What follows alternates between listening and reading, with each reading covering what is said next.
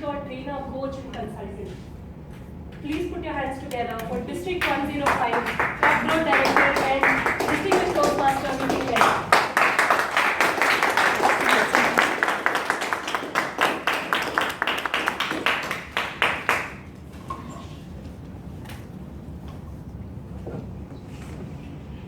So good evening, how are you? Good evening. Great. All well? Yeah. All Yeah. lots of line happening.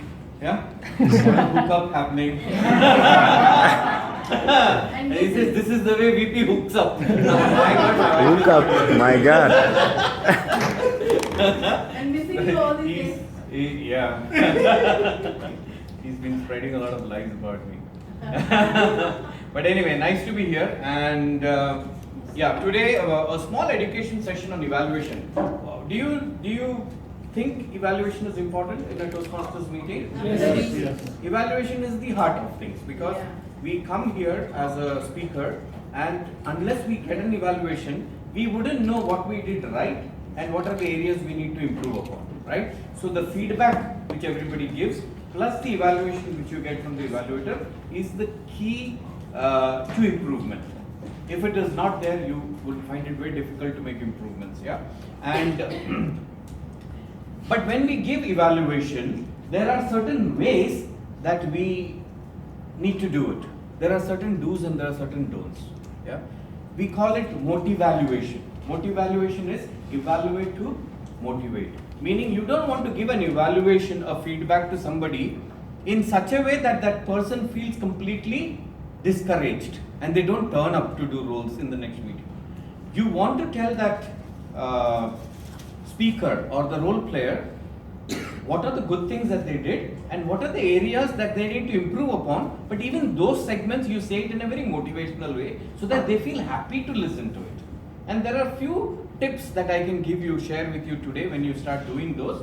But these tips that I give are not the only way things can be done. These are some generic tips which you can start using, and once you start using and you become an expert in evaluation, you can start experimenting and doing it in different ways. I've been with Toastmasters for 15 years. Even today I struggle to give a good evaluation because evaluation is one of the biggest challenging role, the most challenging role in the Toastmasters program. Everything else is easy. Even that table topics 1 minute is very easy.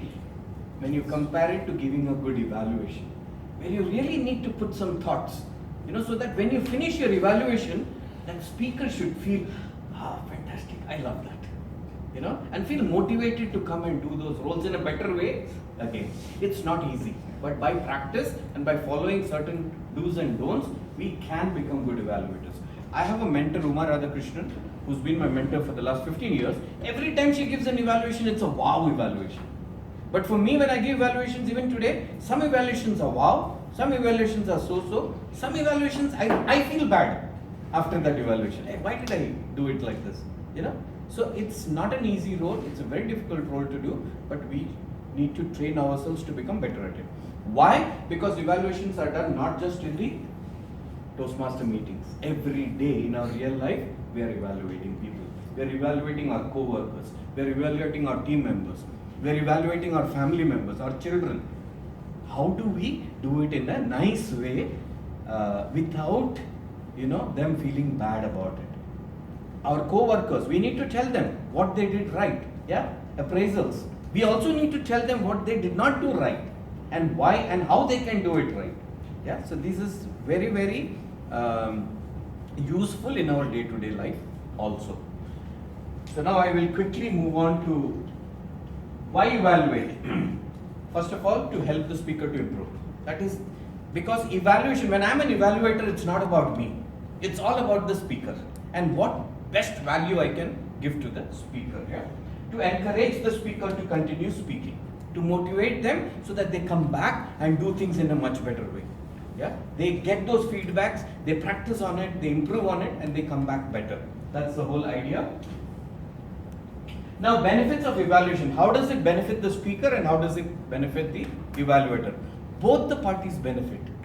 It's not just the speaker benefiting, but the evaluator also benefits. How? First of all, the speaker receives immediate feedback. It's not that they give a speech and then after 10 days they get a feedback. They themselves don't remember what they did. Yeah, immediate, on the spot feedback and suggestions. Fresh looks at strengths and challenges, meaning a different perspective. It may be completely different or drastically different to what the speaker thinks. Yeah, so a different perspective is brought in by the evaluator. Improves self-esteem because you motivate the speaker and they feel good about the whole thing and brings out the best. The whole process is to bring out the best in them. Because when you are in your Toastmasters journey, we are not at our best. Even after 15 years, is this my best? No. I will be much better than what I am today. I am much better than what I was. And a lot of these motivational evaluations have played a key role in helping me to improve. Yeah. But what is there for the evaluator? Listening skills. We human beings are very, very bad with our listening skills. We are good speakers probably, but listening, very bad. This forces us to listen because when a speaker is speaking, we are forced to listen because we have to give an evaluation. Impromptu speaking skills because you don't have much time. Immediately after the speaker is done, you're called upon to do an evaluation. So just those few minutes to prepare your notes. True to the Toastmaster spirit, because the Toastmaster spirit is all about improving ourselves and helping others to improve. That's all. The only agenda in Toastmasters is that. Improve myself and help others to improve. Yeah? And helps in real life challenges. Because when you are evaluating, you are practicing how do you do things in a nice way in your real life out there. Yeah? So those are some of the benefits to both the parties. Now when we talk about, reviewing, before the evaluation, before you give the evaluation, some of the things that the evaluator need to look into, the objectives. So you need to thoroughly read out the objectives because the speaker is giving a project based on certain specific objectives. Timer, give me 10, 12, 14. Yeah? Based on certain objectives. So you need to understand what are those objectives because you are supposed to evaluate the speaker based only on that objectives. You don't go and tell them whatever you want. No. You tell them based on what is the objectives and how they have performed based on those specific objectives. For example, somebody did a P1. I will not evaluate them based on what is the P7 objectives, P6 objectives, voice modulation, body language. No, in P1 that's not the objective. The objective of P1 is just to come here and speak. Have they done that well? That's all you need to know. Yeah. For P5, P6, P7, it will come later. So no need to worry about that. Focus on the objectives. Personal goals. Speak to the speaker and see if they have anything personally aligned with that project. So they may tell you, hey, just focus on this because I want to improve this aspect of my speaking skills. So speak to the speaker, understand what their personal goals are, and of course, the experience of the speaker counts. So your evaluation will be based on the experience of the speaker, the project that they are doing, the objectives that they have. There's no one size fits all. Every speaker is different, every project objectives are different, and every speech is different. So you will evaluate based on the experience of the speaker. Of course, review the strengths and challenges of the speaker. I mean, you may have heard them speak earlier, so you know what are some of the strengths that the speaker has and what are some of the areas that they need to improve upon. In fact, even ask the speaker, is there any specific area I need to focus on? Yeah, the speaker may say, yeah, actually, you know what, I have this particular gesture which I keep doing, so can you just see how many times I do that gesture because I want to reduce that. So there are certain aspects they may tell you which needs to be focused upon.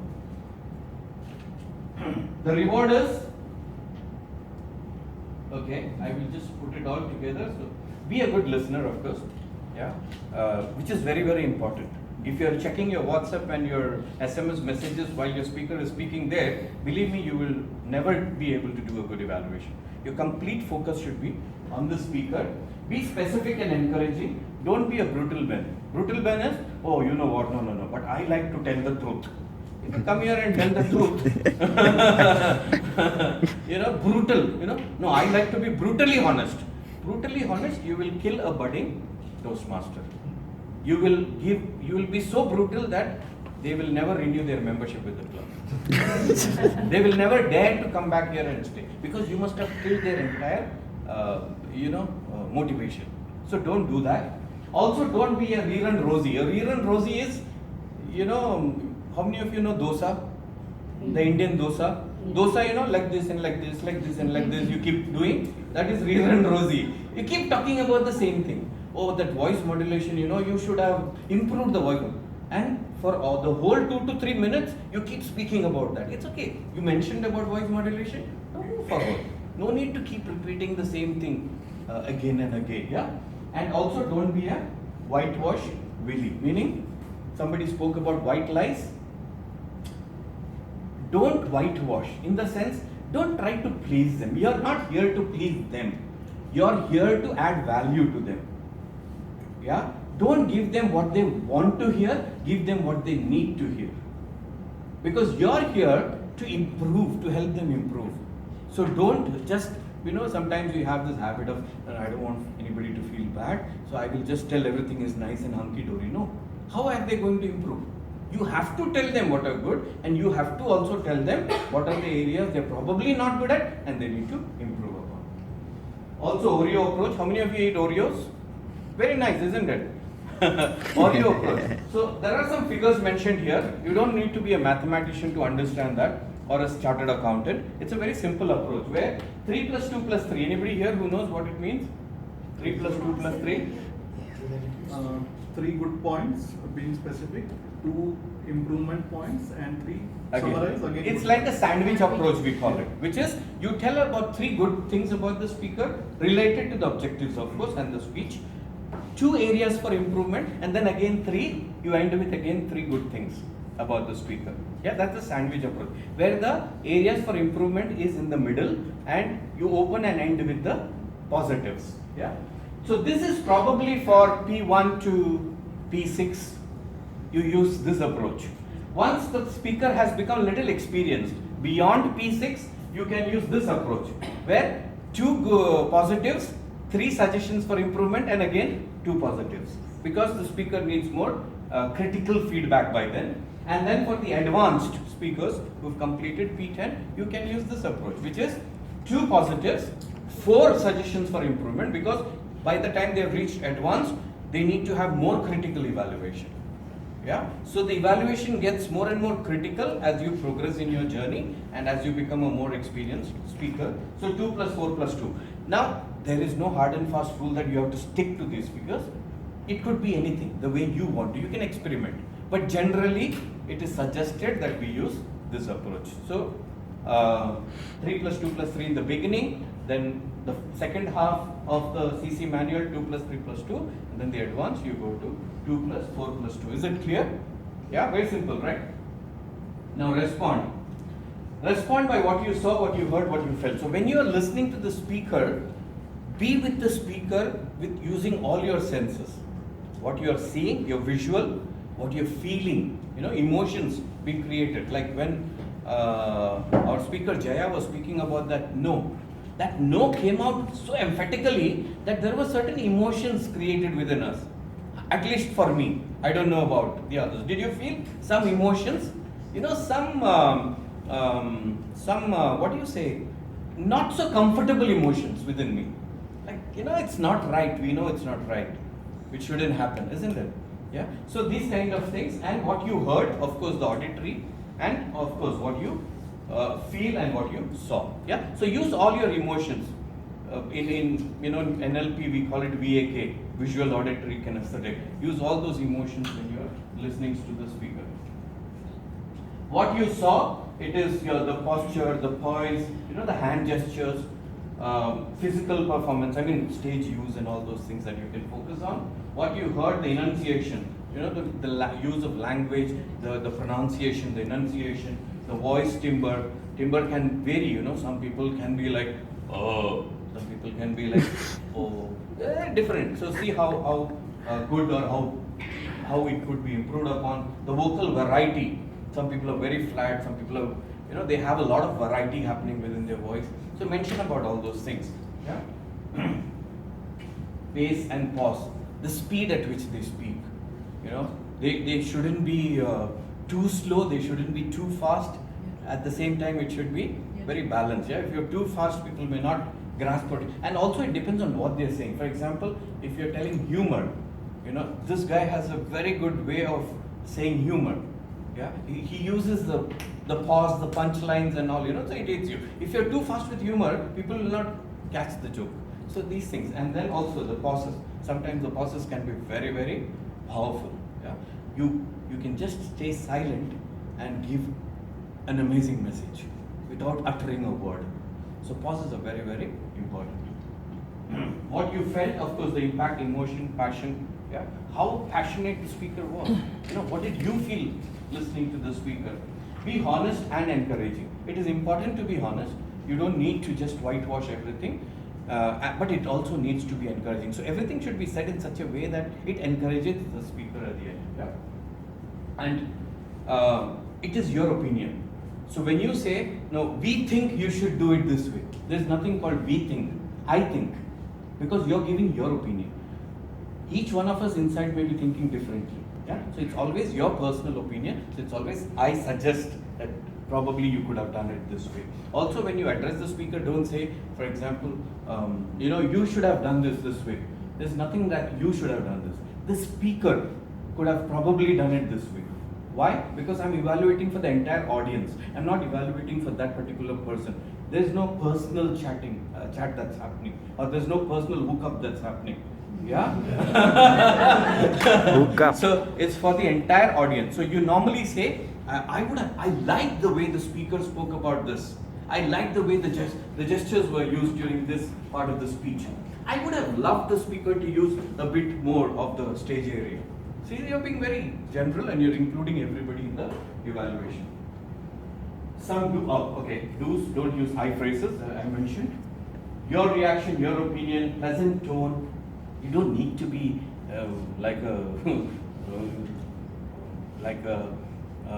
disgruntled school principal who didn't get her salary for the last 6 months. You don't need to be. Be like a pleasant teacher who comes in and the teacher walks in, the students are so happy. Be someone whom people love to listen to the evaluation to. Do recommend. Recommendations are very, very important. Sometimes evaluators, just because they don't want to make the speaker feel bad, don't give suggestions for improvement, even though they know that these are areas where the speaker should improve. No, you're not doing justice to your role.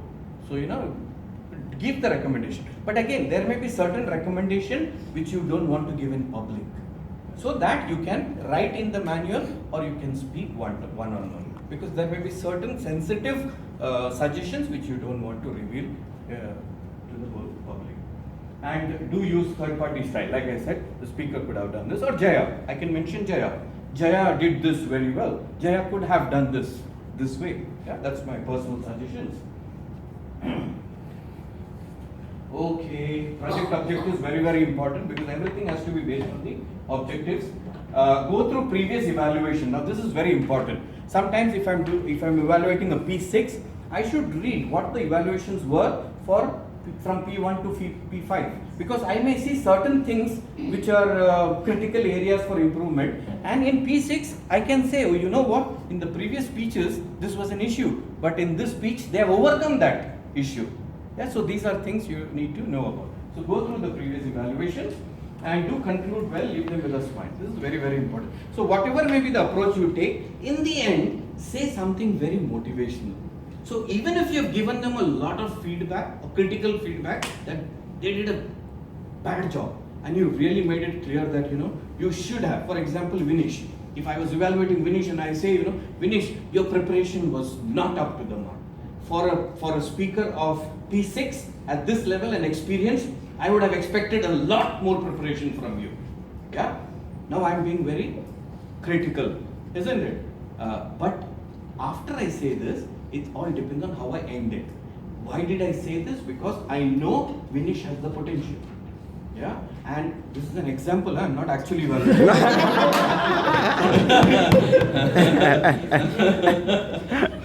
But I would end by saying that Vinish has a lot of potential and link something strong in him, so that even though he has heard this critical evaluation from me, at the end he's happy because he knows that why did I do this? You understand? So end with something very motivational to the speaker, so that Vinish still goes back home smiling and happy and works hard, prepares more to come for his P8, 7. Some don't nag. I mean, again, don't be that don't act like a, I don't want to say don't act like a wife, but don't act like a spouse. No, I don't want to say that. Don't act like a spouse. Being equal. Yeah? Don't use the words but. Now, but is very important, right? All of us have buts, and we use our buts in the best possible way. But in evaluation, avoid buts.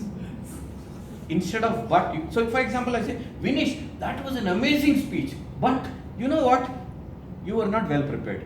Now, whatever I said in the beginning is a lie probably, because I completely went against what I said. I can say, Vinish, that was an amazing speech, or that was a good speech. However, you could have made it into a great speech by doing this. So without the but, it sounds better. Words like however is very, very good to use. So try and avoid using buts. Yeah. Should. There's nothing called should, because you are just giving your suggestion to the speaker. There's nothing called you should do it this way, because the speaker may have 1,000 other ways to do it. You think this is the best way, but not necessarily. So whatever you say, don't expect the speaker to completely take in as it is word by word. You are just giving your suggestion. Whether they accept it or not is up to the speaker. So don't feel bad. I told you to increase your voice last speech, but this time also you didn't increase. Or I told you to be better prepared and not use notes, but this time also you came not well prepared and using notes. I don't like it, Vinish. Huh? No, example, not real. If he doesn't do it, I shouldn't feel bad about it. We're still friends. I just told what I wanted to say. Yeah? Sorry, I'm taking a little bit of extra time. Don't speak for others, like I said, oh, we think. No, there's nothing called we think, I think. Yeah, it's my personal opinion. And don't dispute opinions. So speakers suddenly, maybe get emotional and say something. When you give a feedback, he may say, no, I didn't get time yesterday, I was full, whole night I had overtime or whatever. No, but still, don't get into an argument. It's okay, it's fine. He will do it next time. Yeah. Don't steal the speaker's limelight. Now, this is a very dangerous thing where evaluators sometimes come and they think it's all about them. So they are focused so much on their own delivery, their own, acting here, that they forget you're not here to do a performance. You're just here to give some value-added tips to the speaker. So it's not about you. It's completely about the speaker. The speaker should be the one in focus all the time. And don't repeat the speech. You've heard evaluators coming here and that 5 to 7 minutes of speech is repeated in that 2 to 3 minutes. I already heard the speech. Why are you telling me word by word? No. I want to know how the speaker performed based on the objectives of the speech. I don't want to listen to the speech again, because I've already heard it. Yeah, you evaluate based on the objectives. And at the end of the day, this is the most valuable tip that I can give you. That is, it has to come from the heart. You need to be sincere. Yeah? And if you're sincere, you will make sure that your evaluation is something which adds a lot of value for the speaker. There's something which the speaker takes back with them and uses to improve themselves. And that will come if you're sincere about the evaluation. So simple tips, focus on the objectives. Focus should be on the speaker. Be sincere in your evaluation. And don't just be a brutal Ben, or don't just whitewash. Balance it well, depending on who the speaker is, what the objectives is, what the experience of the speaker is. Take all these things into consideration. Bottom line, the only reason you are doing this is to see how best you can add value to the speaker and help them to improve in their speaking journey. That's it. Yeah. Thank you very much.